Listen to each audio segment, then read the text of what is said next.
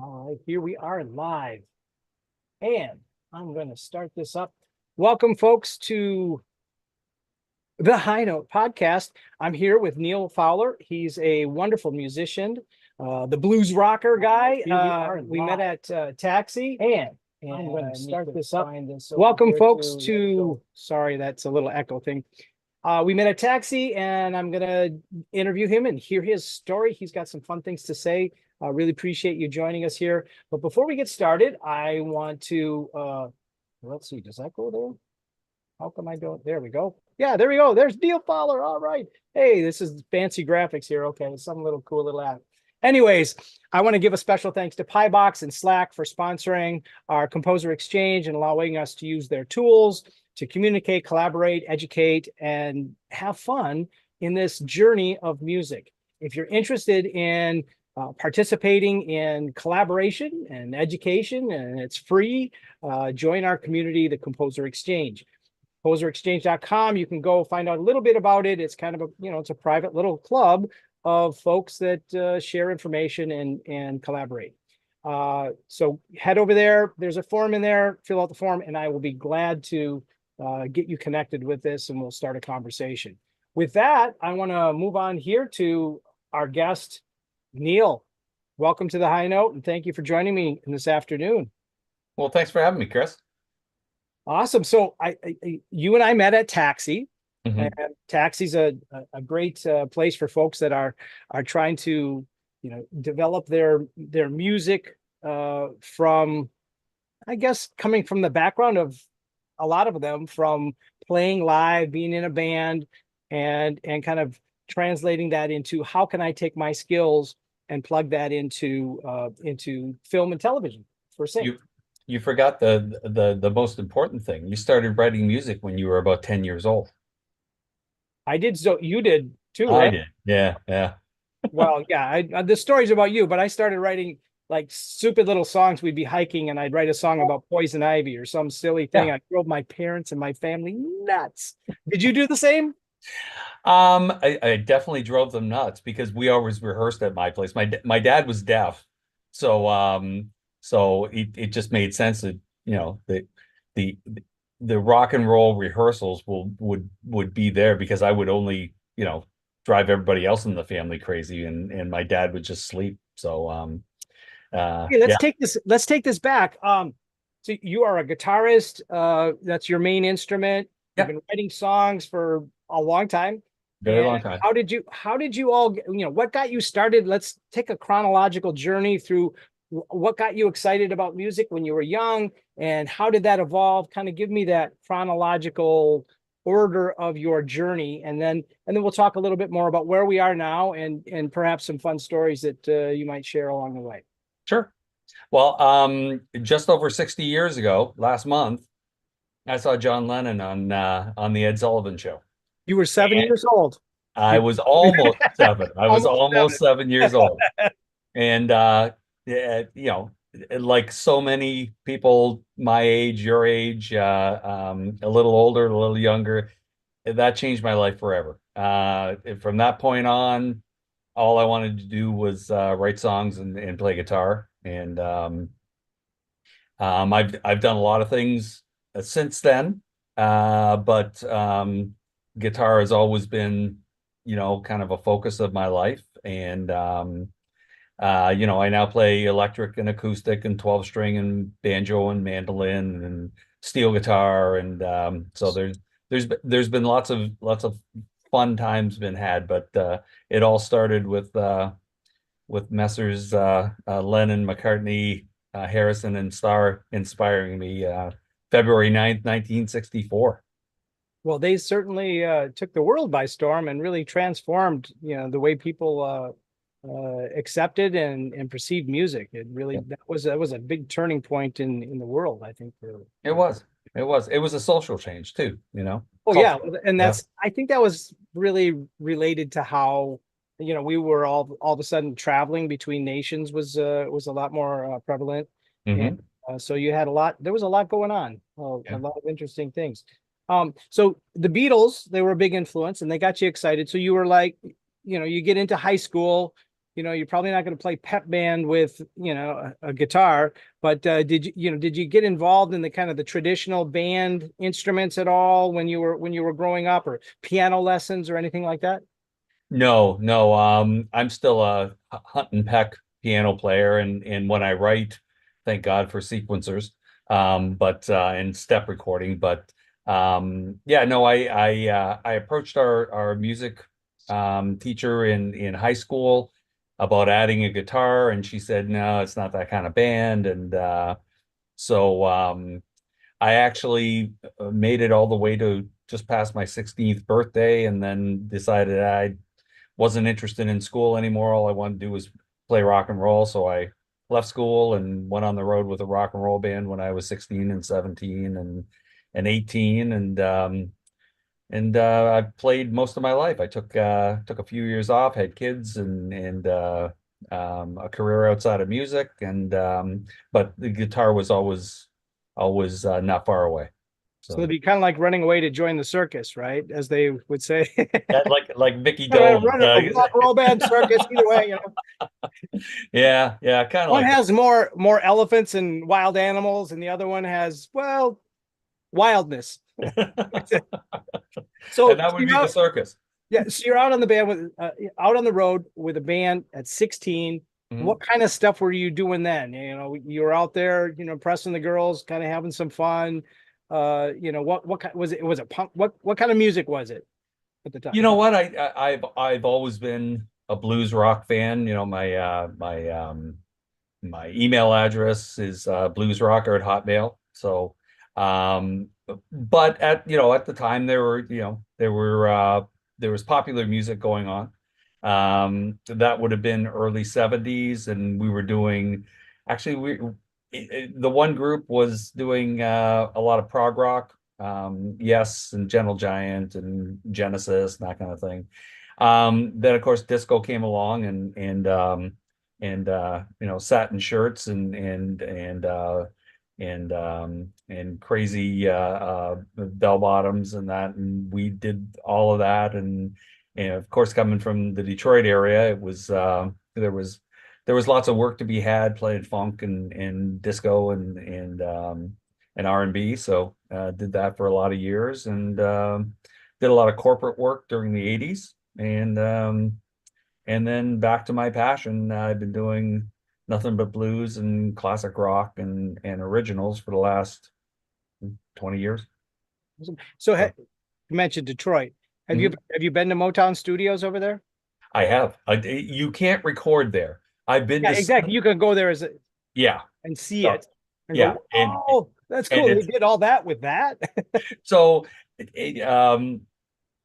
funny story. We were going through the Motown tour a few years ago. First time I'd been.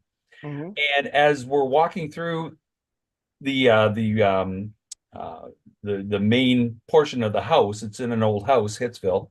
Um the guide points up to the ceiling and says, and you see that little cutout in the ceiling, they used to put a microphone up there, and that's how they generated reverb. And I knew that story, and most people don't. That's the one of the sounds of Motown was how they got the reverb, because back then they didn't have digital and they didn't have tanks and everything. So they would just put a mic up there, and when the band was recording, they would get the reverberation from the attic. So as the crowd was moving away, I walked back and I just clapped my hand really loud, and I heard that reverb, and I went, "Oh yeah, I remember from when I Oh, was a kid." yeah, the distinct sound there's nothing like it. Yeah. Pretty Yeah, there awesome. isn't. At Stack Studio, they put a microphone in the bathroom, and that's how they got their reverb. But at Motown, they had the dedicated attic. So yeah. So I'm not much of an engineer. I get by with the basics of what I need to do, but I early in my career, I worked at a recording studio over in Minneapolis, St. Paul. Yep. And the guy is a super guy, really young. I mean, he was like 19. He's just Uh-huh. right out of school, but he was just a nut for acoustics and engineering stuff. I learned a lot from him. Yeah. Uh, famous DJ Alan Freed. Lawrence Freed is his younger brother. Oh, okay. Um, he's like bringing in all these springs and this big huge sheet of sheet metal, Uh-huh. and I'm like, what the heck are you doing? And he's, oh yeah, this is great. He created a plate reverb Uh-huh. by hanging. You're just basically, hanging a big piece of plate on a couple springs, putting Yep. it in a box, and then projecting sound at it, and wow, Yep. and it sounded great. It was really amazing to see how that stuff is put together. Now everything is emulated in digital space, but that's pretty good too. That But does you know what? some pretty The, amazing things. what we called it back then, plate, we still call it that today. And if you're just getting into recording now, plate is just a word. It's not a process, right? Just like patch. A friend of mine has an original Moog synthesizer that's the size of a wall, and he patches his sound. He's got little patch cords, and he plugs it in here and plugs it in there, and that's how he gets a patch. I don't know how many people know in today's world that that's where the term patch comes from, but it just means a sound on a synthesizer now. But Well, that's kind of like bugs with computers. The reason they yeah, call it a bug is a bug would get in the vacuum system and it would yeah, screw things up. It's yeah. a bug. Is it a cockroach or is it a fly? What? I don't know. But, uh, Whatever, it's a word. yeah, those old Moog synthesizers. I had a little mini Moog and I love it. I could shoot myself for selling it, Yeah, but I've always, and you can do a lot of that stuff digitally. They've got some really good emulations now, which is pretty fun. Taking just a yeah, tone and then a sine wave and then playing with it and running.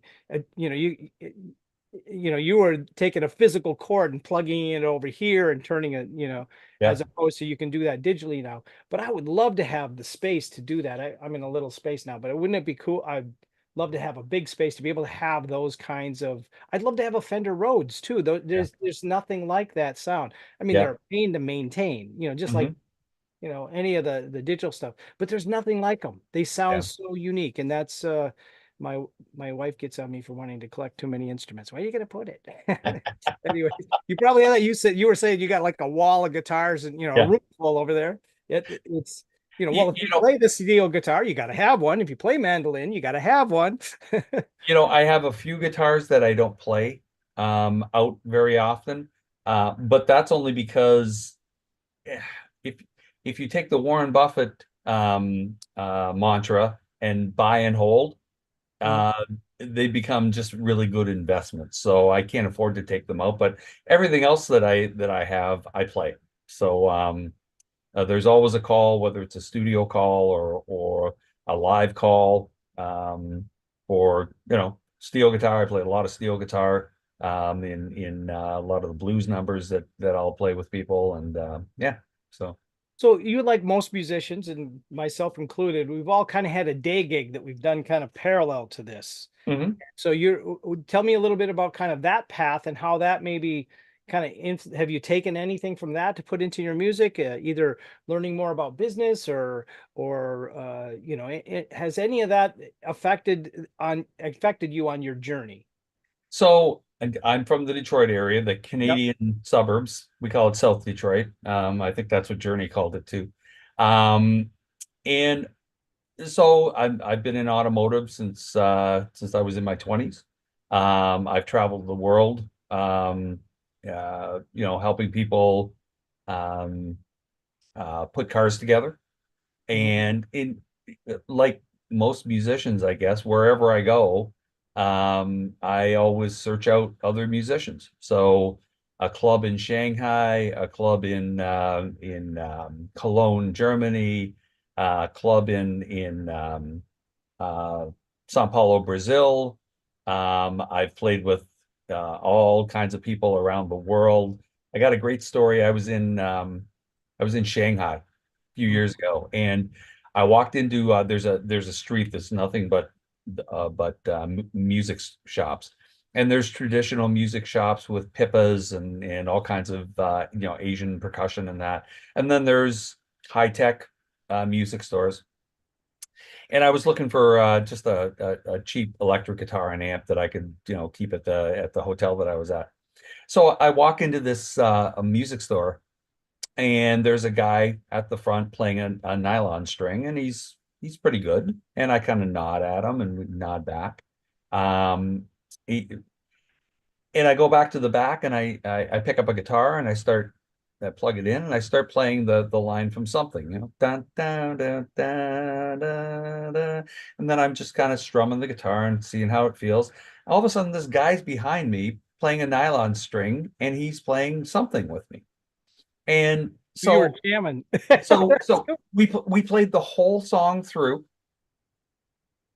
note for note. I took the solo and everything. His nylon string was beautiful. A whole group of people, Chinganese people, kind of crowded around. They were listening. We finished. They clapped. I looked at him, and I said, "Man, that was great." You go, He you looked not at cool me. what you said. He was he didn't speak English. He was Italian. Did not speak a word of English. He just smiled. And That, you that's know what? We all know that music transcends, but that moment, it kind of hit me in the face that you don't need to talk. You just need to play great music. And I'd like to believe we fair. could solve some of the world's problems that way. Yeah. It's a connector, and it's it's a healer. Yeah. One of the you when you brought up like Brazil. So I have a lot of friends being from the Twin Cities that played with Prince. Yep.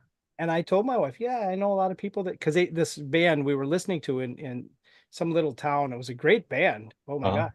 God. Uh In Brazil. yeah, they were playing a Prince song. I said, oh yeah, I used to work with. She told the band, oh, he used to play with Prince. So they're like, yeah, come on up. So I got to sit in. I'm like, don't tell people that, Yeah. I mean, Prince is amazing. I Yeah. really underrated him early in my career. And then I'm like, the more I learned about him over the years, it's like, Yeah. wow. And, Yeah. and I did work with a lot of people that had the opportunity to work with him. Yeah. And it was like, he had this, that was a smart thing. He had this thing where it was like an NDA. You couldn't talk about anything that happened, in rehearsals or anything like that. That Yeah. was taboo. Yeah.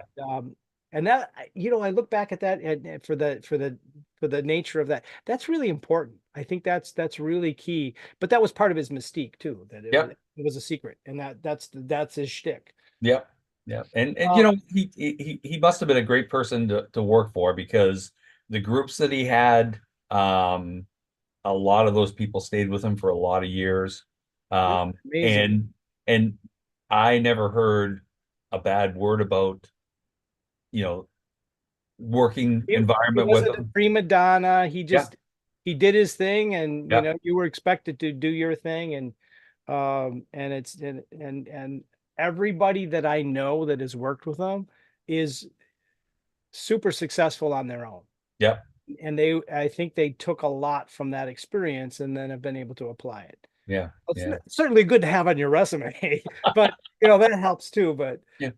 so speaking of that, what are some of the coolest gigs that you got to do in the time that you've been playing music? What stands out as either someone that you really enjoy playing with or some unique situation that was really just, wow, this is cool. Well, I have the pleasure of working with a group right now. Um, the band leader was with Carlos Santana for 10 years in the 80s. He's worked with everybody there. He was a California guy for years. Kind of retired and moved back to the area where his wife was from, which is this area. And it's always a pleasure playing with people of that caliber. So that's a real plus. Um, I the last I don't know, 6 or 7 years, I've been searching out different recording studios. I took a band down to Memphis, and we recorded at Sun Studios. I don't know, I think I five heard a years couple of ago. those they're on your SoundCloud, right? Yeah, yeah, In fact, you're going to look in the link below when this is finally up, and you're going to see the link to his SoundCloud. Go check it out. There's some good stuff there. Really yeah. nice. Thank you, thank you. So that's Memphis is kind of like a second home to me. it's really where blues and rock came from. And so I've spent a bit of time there.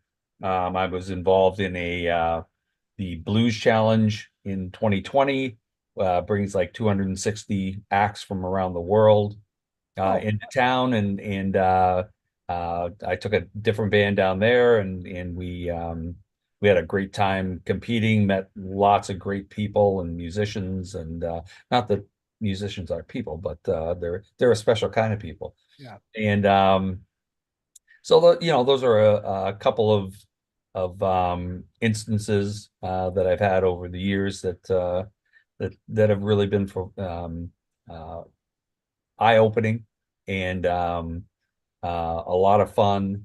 And now, I'm just here trying to sell songs that I've written over the years, and that I'm writing now, and that kind of brought me to Taxi. So I'm hoping to get some a little more exposure with Taxi, and expand the network and Want to sell get some music. things placed. Yes. Put the period there, There we go. like Victor Borgman. Say, Anyways, say no more. yeah, that's awesome. No, well, speaking of which, so you're talking about songs, and songs, um, they're a little different than writing an instrumental cue, and that's mostly what I've been doing is instrumental cues, and I'm kind of working on a song again. I haven't done that in like a long time. It's a Yeah, lot more work to do a song. it is. It really is. It just You need has a different inspiration, right? well, and whether or not I mean, it because it's telling a story in a different way. Yep. It's different materials. Yep. Um, difference between a flat painting and a video, I guess, kind of. Yeah, sure. But so songs that you wrote before, tell me a little bit about the process that you had when you first were inspired to write songs, and then how, as you've matured and grown and learned more about music and been influenced to more musical styles, how has that changed, if at all, your process for writing a song and coming up with something that you go, that's a great song. Hmm. So, when we're young, we're looking to set the world on fire. The writing that I did back then, like I say, I was more into prog rock. So there was a lot of a very For those of you who don't know what prog rock, it's not like anything to do with frogs or prog or anything. Progressive. These are for the folks we make things shorter. It's a yes. progressive rock. Yeah, I don't have time to say progressive day in and day That's a lot of work, man. I'm gonna burn calories. It's gonna show up on my Fitbit. out. So that's how I spent kind of the 70s, some of the 80s. Took a bit of a break from writing. Shouldn't say that. Because the songs are always going on in your head, of course. But it's your choice whether you write them down or not. And so I started writing them down again seriously, um, 10, 15 years ago. And then the pandemic hit, and we all had nothing but time. And I discovered GarageBand. GarageBand is amazing for capturing ideas. It's quick. It's they've got, all the compression and limiters and reverbs and everything set up perfectly for a given instrument. So I started putting all the songs that I had, little bits and pieces of, started putting them down. Build Um, a framework for them. Yeah. yeah, yeah. And I think I came to the realization 5 or 6 years ago that music, um, in the 60s and 70s, and I know this makes me sound old, but in the 60s and 70s, there was an explosion of creativity. And I haven't heard that kind of creativity in quite a few years. Um, and when I say that, Hmm. there's there's there a song comes along every once in a while that you listen to it and you say, I've never heard anything like that before.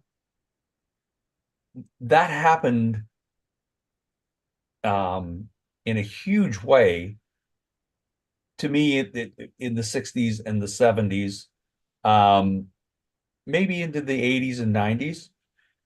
It's more production.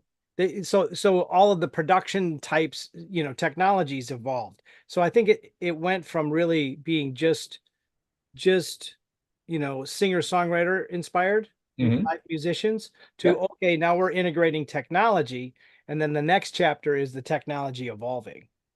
I mean, to your point, I think. I think even more than that, we've got 12 notes to work with, and we've got 26 letters to work with for lyrics. Um, I came to the conclusion that I don't need to write something that nobody's ever heard before. Um, so I just write what comes into my head and what comes into my heart. And, I don't try to make it sound like that song or that artist or whatever, but I don't not try to make it sound like that either. I mean, if a song comes out, like I've got a It's song to right you. now that I'm developing that kind of has a Tom Waits feel to it. Well, I don't mind telling people it's got a Tom Waits feel to it because I don't need it to be something that nobody's heard of before. It just You needs didn't to be say, original from me, yeah, right? you didn't say I'm listening to a Tom Waits song. I want to write a song like Tom Waits. You just did something that felt natural, and then went, well, it kind of sounds like Tom Waits. Exactly. And that's not my voice and that's not the way I normally write, but that song That that's was what came out. the Yeah. inspiration that came out. Yeah. Yeah. So when I kind of came to the conclusion that you don't have to write a song that nobody's ever heard before, um,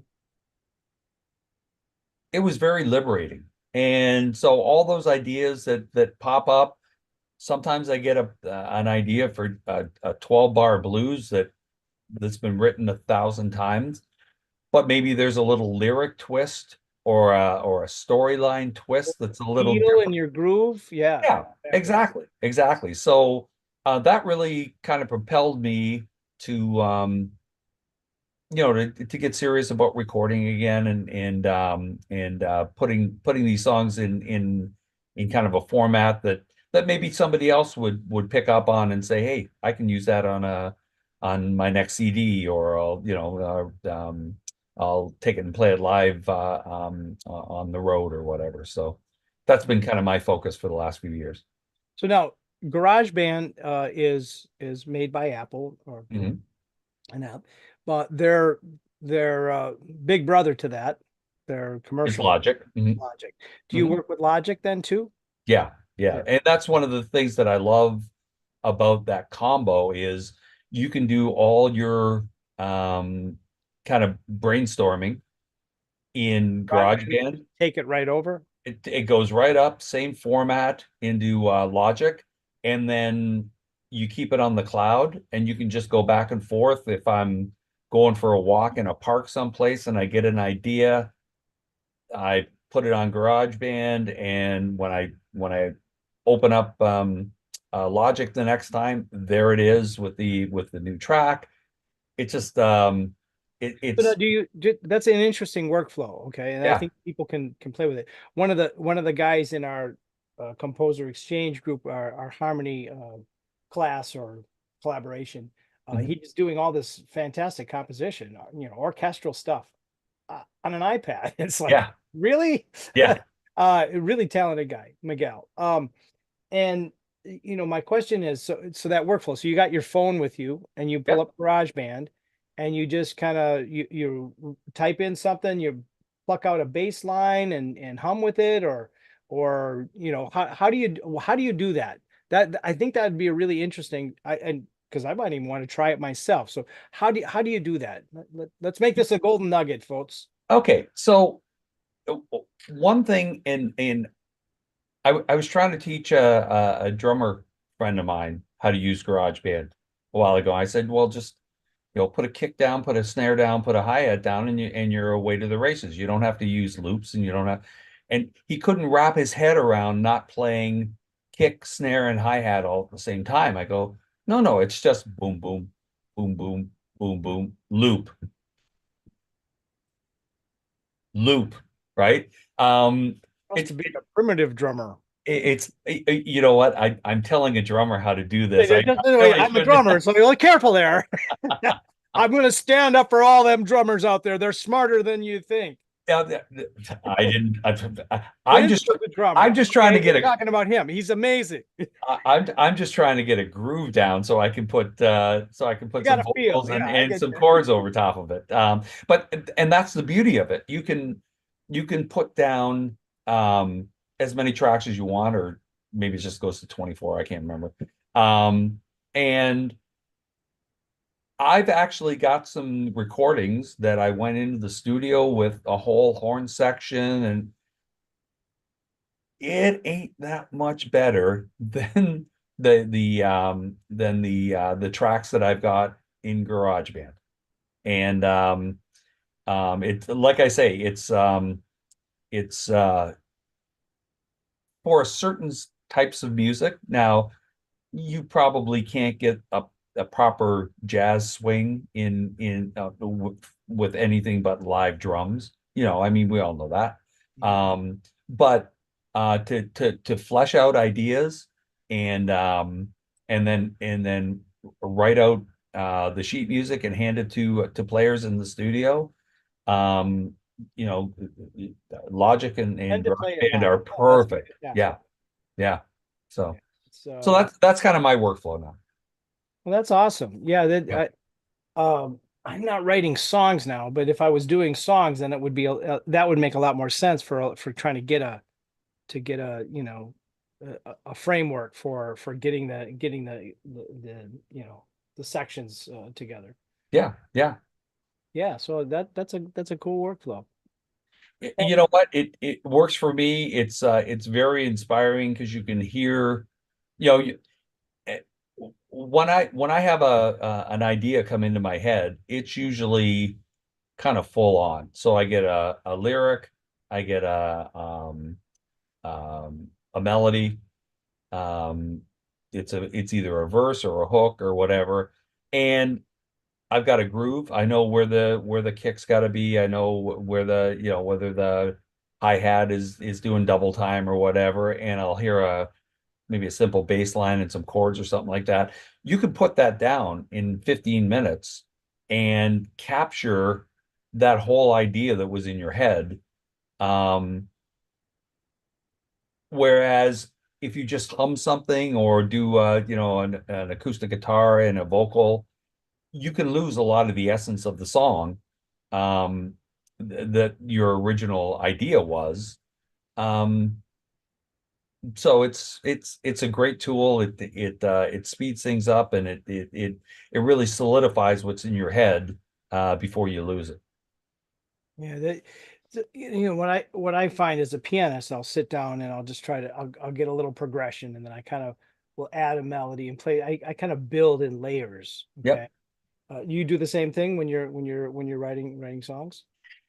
Um, yes and no. I mean, Do you start with a melody, hear the melody, and find the chords that are going to work with it, or because I work from the chords to the melody versus the other way around, which is I usually have one of two things. Either I come up with um, an interesting lyric idea, which I'll call a hook, or I'll come up with a what I would think of as an interesting a melodic hook. Um, that's usually accompanied by either a bass line because I'm a frustrated bass player. Usually there's some sort of um, groove to it, a kick and snare that I'll hear with the melody or with the hook.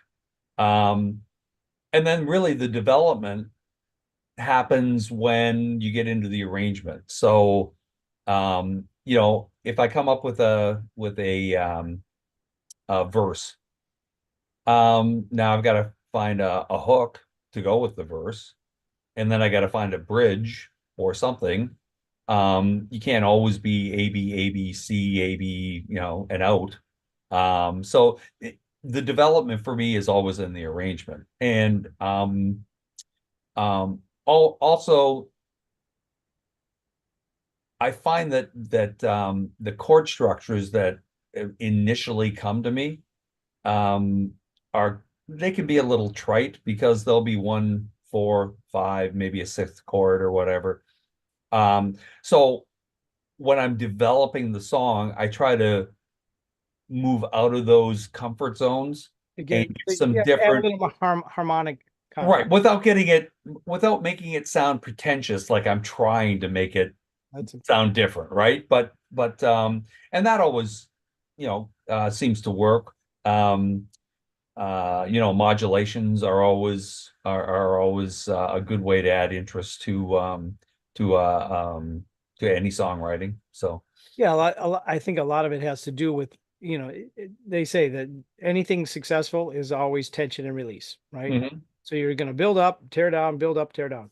Yep, Uh, but uh a lot of songs, the really good songs, they'll start in a lower register, and then they'll build up to that screaming, the high yep, pitched thing, because yep, they're evolving with register, they're evolving either with tempo, or they're and the density of how many instruments, yep, um and or the transition or the surprise. I think yep, a lot of people love to be surprised when they're listening to music. Oh, wow, I wasn't expecting that, yeah, without it sounding, like you said, pretentious. It was just done just to show, hey, I didn't look what I can do. Here's a technique. yeah, yeah.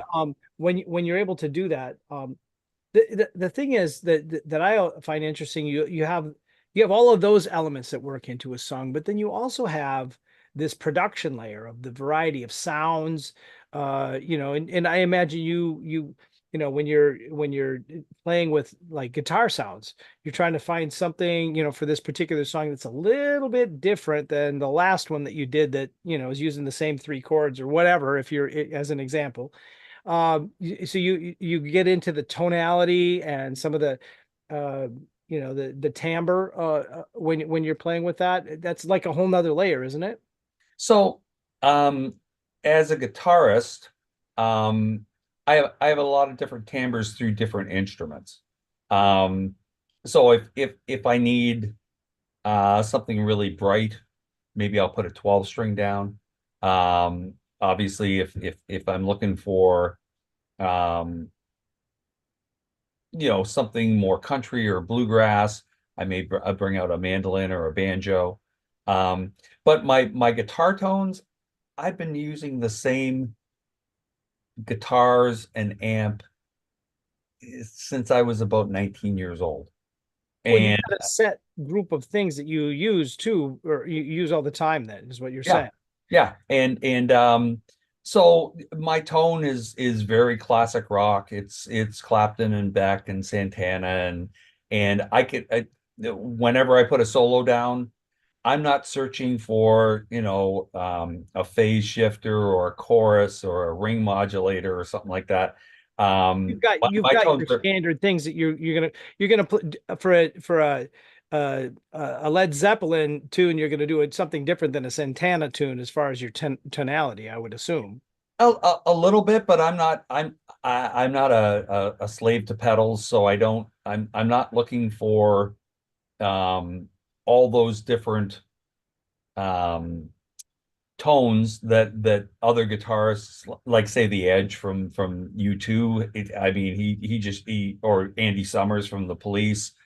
Mhm. Their tone is like 180 degrees different from song to song, because It's that's the how they signature. write, and that's what their style is. That's not what I do. Well, for sync music, that signature sound Yeah, or a particular cut, that's key. I mean, I find that out in trailer music. I've always got to try and find this unique little something that is like, whoa, where'd that come from? yeah, So, and that's what I mean, that's what they look for in sync, is they want something that is unique like that. Yeah. Unlike when you're writing a song, I don't care if it sounds like Tom Waits. Yeah. If you're writing a sync, you want something to sound like what they're looking for, but then also have something that's just a little bit different. Yeah. So that when your back is to the television, it still grabs you, Yeah, right? exactly. Yeah. That's it. So we have covered a lot of cool ground here. The next thing I'd love to find out is a little bit, who are the people that inspire you? Who gets you jazz? Who got you jazz besides the Beatles? About playing the guitar, about songwriting. Who wrote a song that I I wish I wrote that. That's just beautiful. Or Peter Gabriel. that's me. Peter Gabriel. So you like Peter Gabriel? Gabriel's maybe one of the finest songwriters, in the past 50 years. When you listen to a song Right like up In there. Your Eyes, it's perfection, right? You listen to that song, I'm sure you do the same thing. I'm sure most songwriters do the same thing. When you hear a finished product on the radio, in a concert, on an album, you can always find kind of something that you go, I would have done that a little differently. I would have changed that dynamic. I would have went double time on the bridge or whatever. And then you find occasionally songs that you can't find anything. Every note is perfect. Every rhythm is perfect. And Gabriel's a master at that. It just connects with you and how you feel music. Because Yeah. I think that perfect song is Mhm. different for everybody. Yeah. But so who else besides Peter Gabriel do you find that they're the songwriter? I just love what they do. Well, of course, Lennon and McCartney were, I mean, they'll be remembered as the Mozarts and Beethovens of the 20th century in 300 years. I'm convinced of that. Um, you know, growing up in Motown, I mean, there was, Barry Gordy and his writing team, That's a long list. Smokey I mean, Robinson, Stevie Wonder. I mean, just amazing songwriters and musicians and singers and as far as guitarists go, you know, a lot of people will tell you that Jimi Hendrix was the greatest guitarist of all time, and I probably would have agreed with you when he was 27 years old, but then Jeff Beck had another 50 years oh wow. to perfect it. Beck was a monster, and Well, he was so his vocabulary was so amazing, and the skill level. yeah, He just he it's a it- there's it's Jimi Hendrix, and it's amazing. yeah, It's amazing. yeah. But Jeff Beck just went, whoa.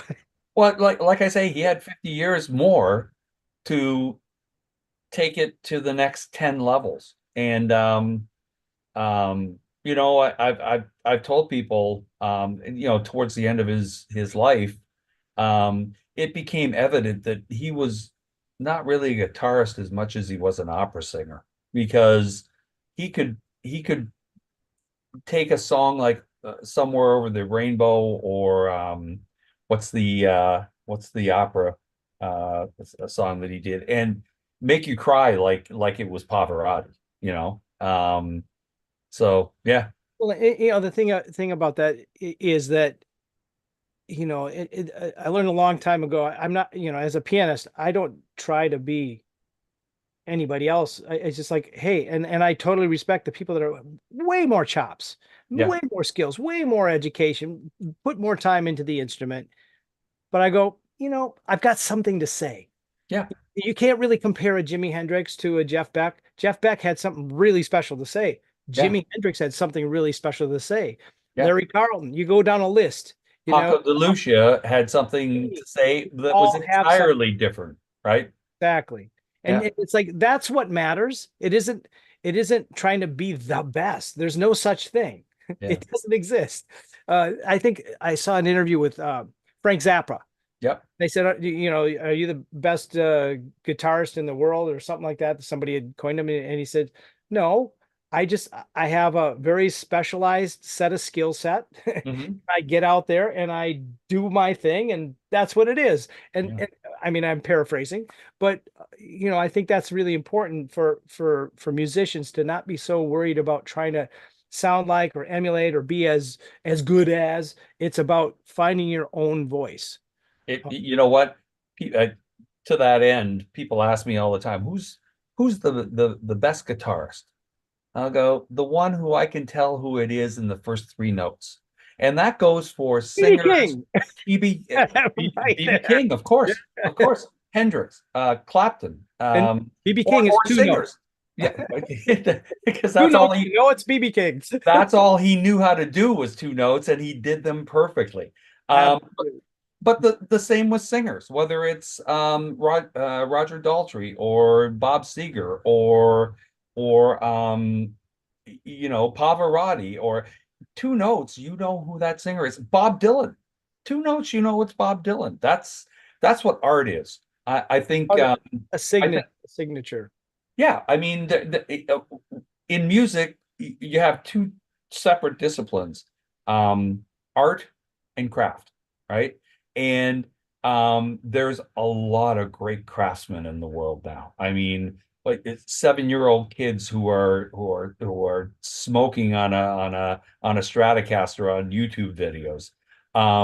Oh my God. And drums the But same way. Oh, yeah, oh yeah. I mean, crazy, crazy talented. But to speak to somebody's soul, that's art. To speak, to pull on somebody's heartstrings, that's art. And you can do that with one note. You don't need to play 128th notes. You can do that with one, and it usually works better with one note, or, or as a drummer, like a great groove and great meter. That's what makes a great well, rock and roll band. I used to love to listen to Billy Cobham and a lot of really Sure. fantastic, amazing drummers. But it's the groove. Yeah. That's what, once I let go of all that technique stuff and just Yeah. it's about the groove, it's okay to play four on the floor if you're a Yeah. drummer. It's Yeah. okay because it really moves the group. It moves the people that want to dance and Yeah. they feel it more. Yeah. Um, when I'm recording, I don't necessarily want a four on the floor. You can be a little simple, but Yeah. um, but that's different than jazz. A jazz thing that's live, yeah, that's what I want to go hear is that Yeah. ability to play all those notes and have it fit in with everybody else. But that doesn't always transcend for certain kinds of music. Anyways, To that end, I was at a party years ago, and there was some imbibing going on, so we were all kind of influenced. open, influenced, and open. And something came up, and a woman who wasn't a musician, she made the comment, "Oh, Ringo Starr, the luckiest guy in the world." And I went, "Really?" She said, "Oh yeah, I mean, what, what would he have been if it wasn't for the fact that he was in the Beatles?" And I went, "Have you ever heard the Beatles before Ringo? They sucked.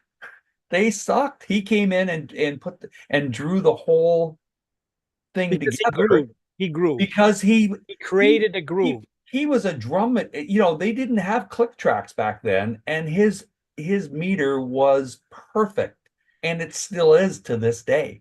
But I mean, Oh, he couldn't play a lot of. I mean, you do a solo against, Billy Cobham, and it'd be like yeah. Oh, of course not. Of course not. not the He same. It's a different thing, which is.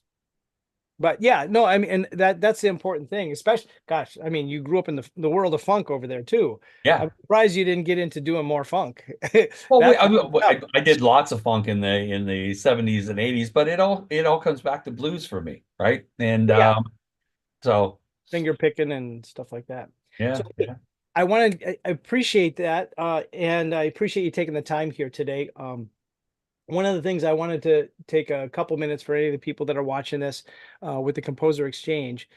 You are taking on the leadership role for the songwriter workshop, which is going to be workshop. great. Yeah, So we get together and we essentially talk about songwriting and share different ideas and concepts, and then write songs and then critique.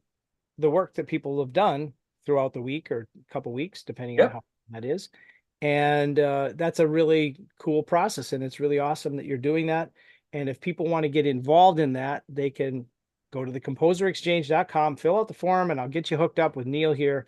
Neil is going to be our moderator to get that started. Small group of folks right now, but I think going to be a great opportunity for the folks that want to get in and learn. And you excited No, about this? yeah, no, I was just going to say to that end, you know, we all have parts in our songs that whether it's a hook that we're not happy with, or we can't come up with a bridge, or we can't come up with an arrangement, and that's kind of what this workshop is geared to, you know, as a community, just kind of helping us all get through and get a song placed. Yeah, well, it's about telling a song is usually about telling a story, Sure. creating an emotion, and then having it connect with an audience. Yep. And it doesn't matter that, I mean, this program isn't about production because there's a lot of tools and Hmm. techniques for that. It's really about writing quality songs, having the good structure. One of the things that I was blessed with, Prince Alexander is the guy's name. He's head of the recording department over at Berkeley School of Music, and I got to go over with. I had some students who I brought him there, and he gave an amazing demonstration in this studio, where he shared the same song, and it was done as like a heavy metal rock Hmm. beat, and then it was done as a folk song, Hmm.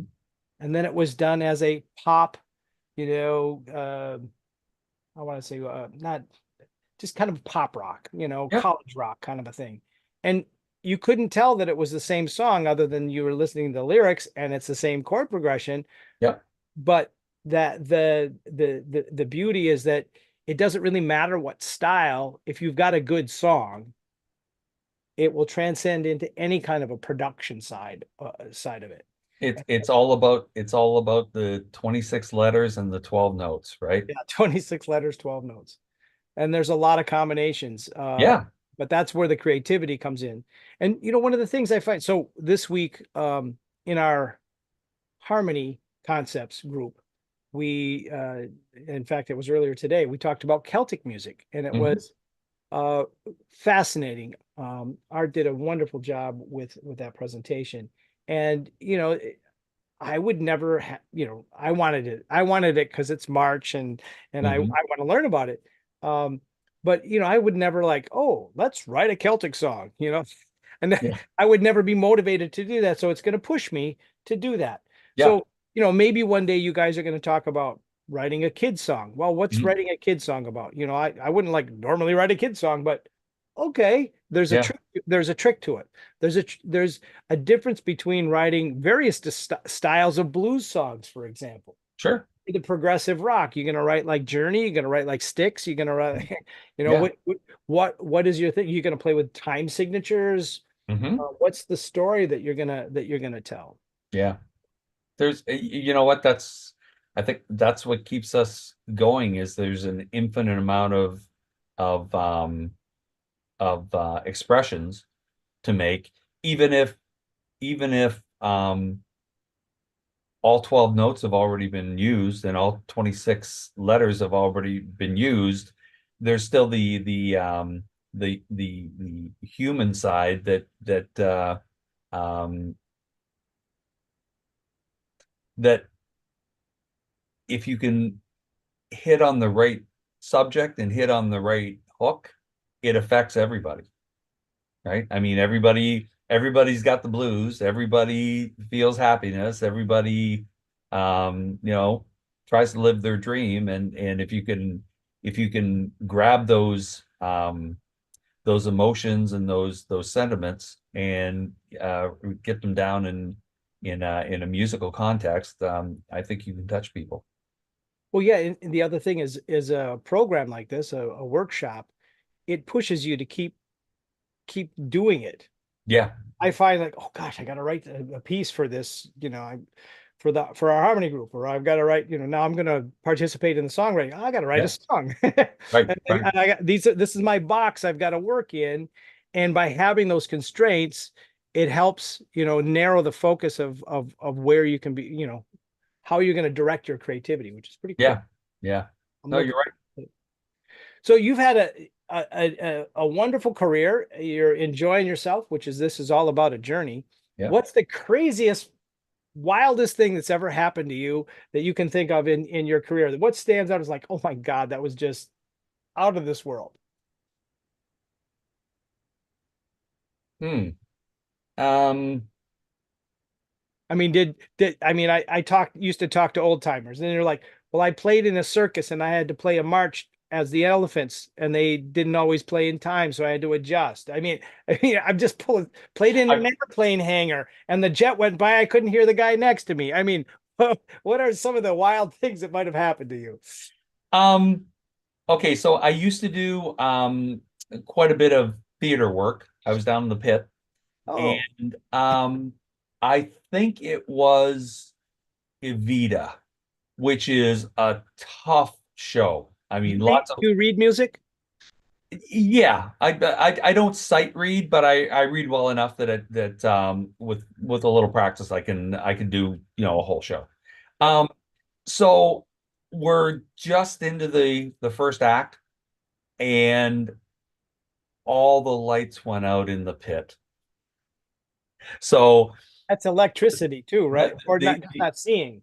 yeah, well, no, we blew a circuit or something like that. The stage lights were still on, but nobody could read their music.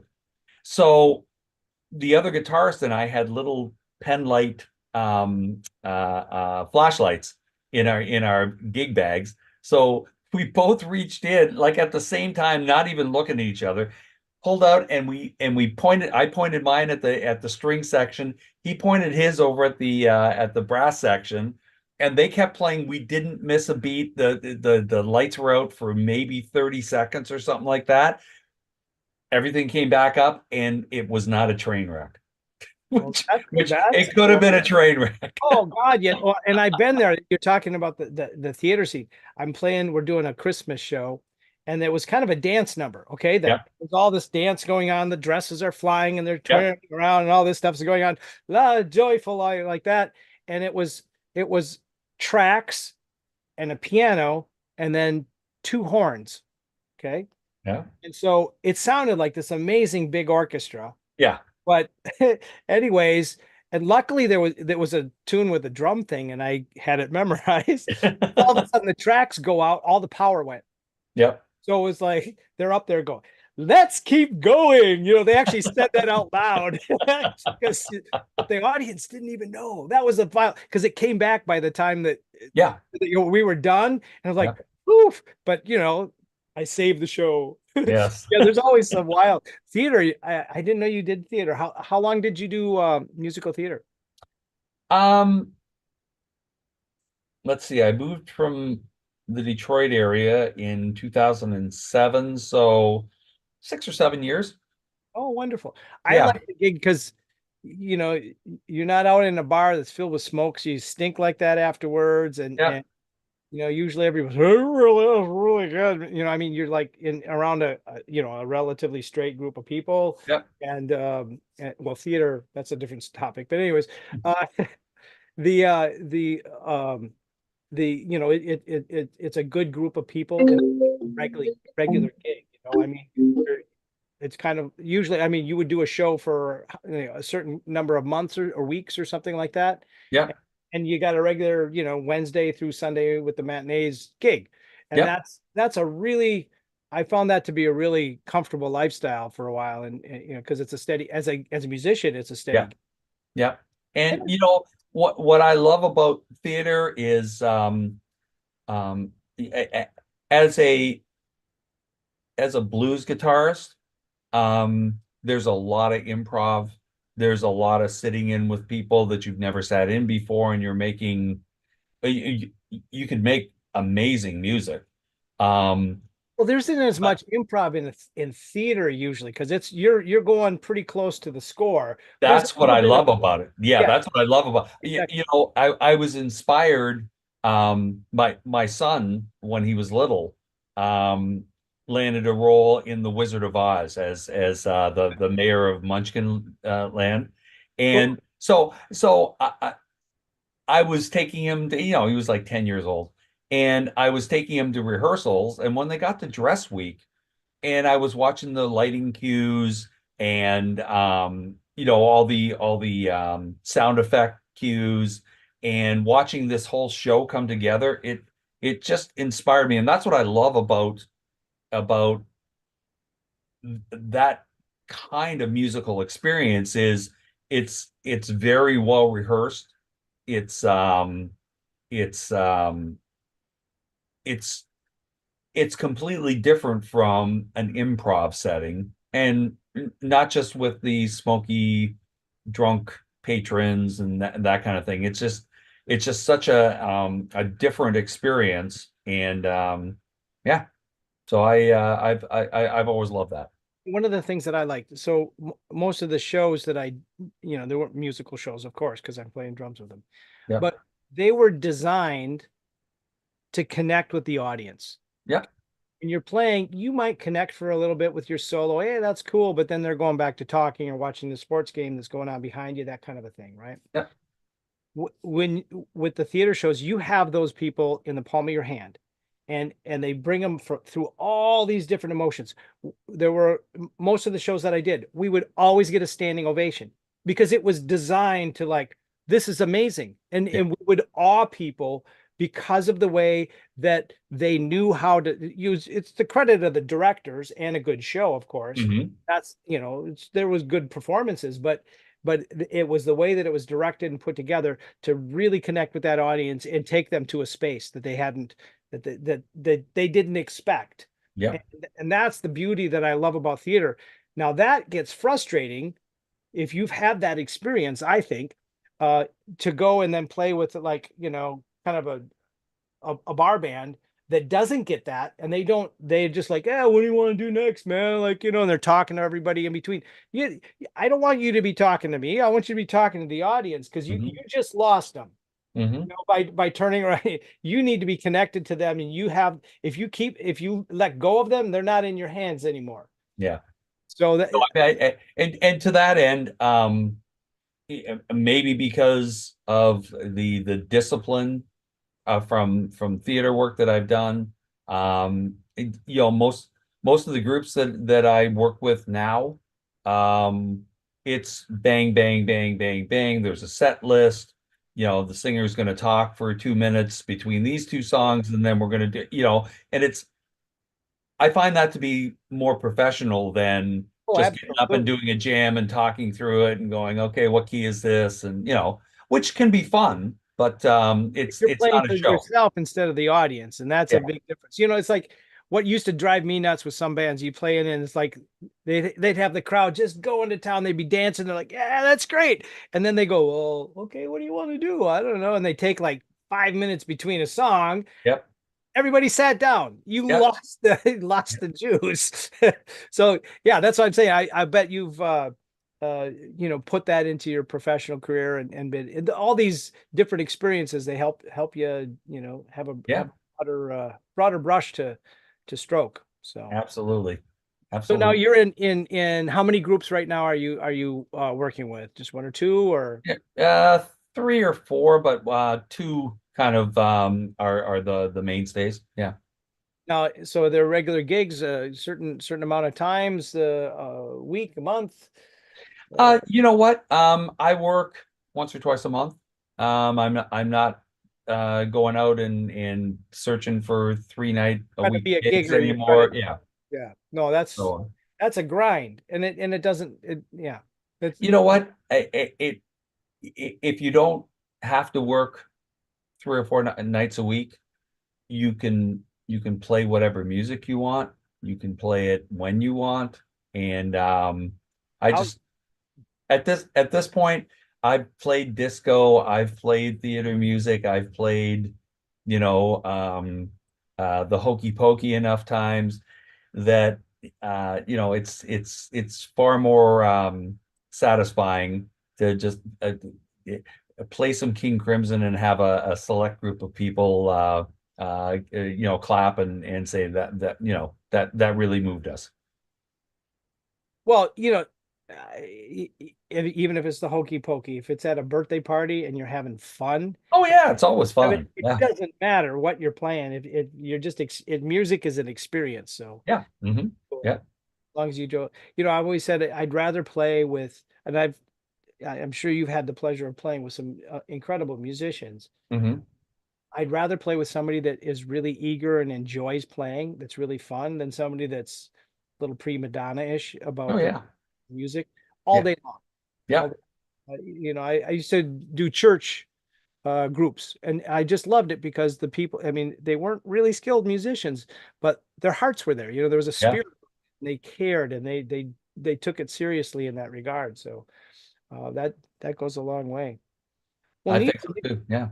I think you're going to do well with what you're planning to do for the sync work and growing your songwriting. And I appreciate you sharing your experience and wisdom with not only in the podcast but with what you're planning to do with the songwriter workshop. I think that's going to be a great experience for folks to come in and learn and collaborate. And I appreciate you being here today. Anything you want to close this off with? Any comments or advice that you might give folks getting into the music business?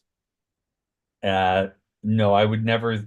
Uh, uh, um, I would never think to give anybody advice getting into this business because as soon as you give advice, it's taken a left turn and it's gone someplace else. So, Well, get uh, a day job? You mean like what your parents say? I mean, I'm I, you, paraphrasing. you know Get what? a day job. Go be a doctor, a lawyer. I had a job years and years ago that I was quitting, and I was still working 3 or 4 nights a week in the clubs.